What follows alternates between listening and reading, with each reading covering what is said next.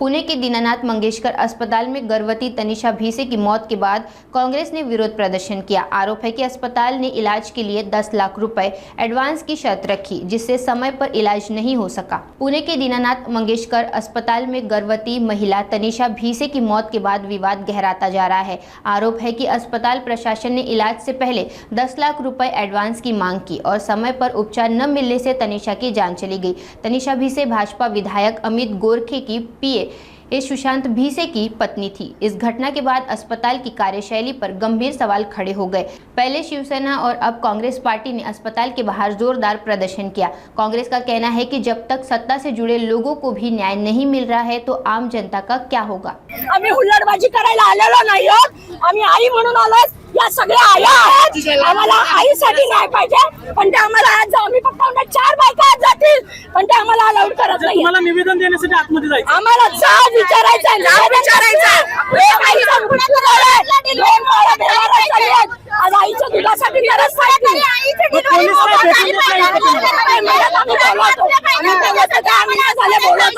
नर्मदा हॉस्पिटलच्या नावाखाली नर्मदा हॉस्पिटल म्हणून तुम्ही म्हणता,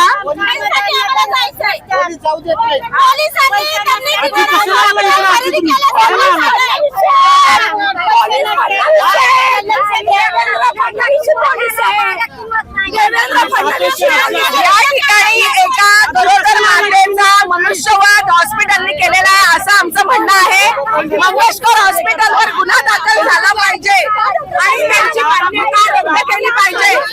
सर्वसामान्य गरिबांसाठी सरकारी रुग्णालय इथे करा आणि रद्द करा। मंगेशकर हॉस्पिटलवर सदोष मनुष्यवधाचा गुन्हा दाखल झाला पाहिजे। देवेंद्र फडणवीस काय झोपलेत का? एक ट्वीट नाही, बोललं नाही। एका बस ड्रायव्हरला तुम्ही काढता एका मिनिटात आणि या प्रशासनाकडे येऊन बघत नाही। आज पुण्यामध्ये कार्यक्रम असा, उद्या त्यांचा पुण्यामध्ये कार्यक्रम आहे, त्यांनी ताबडतोब याच्यावर कारवाई केली पाहिजे आणि हे मुजोर शासन जे आहे त्याच्यावर प्रशासकीय वचक राहिलेला नाहीये।